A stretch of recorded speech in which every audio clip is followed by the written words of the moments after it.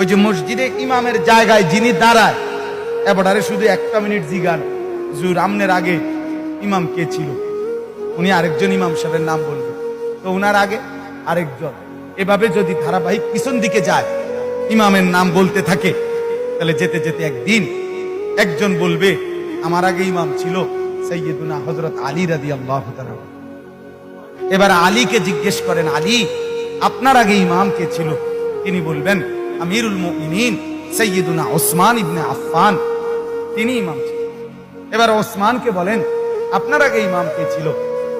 তিনি বলবে আমিরুল মুমিনিন সাইয়্যিদুনা ওমর ইবনে খাত্তাব রাদিয়াল্লাহু তাআলা আনহু। এবার ওমরকে বলেন আপনার আগে ইমাম কে ছিল? ওমর বলবে আমার আগে ইমাম ছিল আমিরুল মুমিনিন সাইয়্যিদুনা আবু বকর আস-সিদ্দিক রাদিয়াল্লাহু তাআলা আনহু। এবার আবু বকর সিদ্দিককে বলেন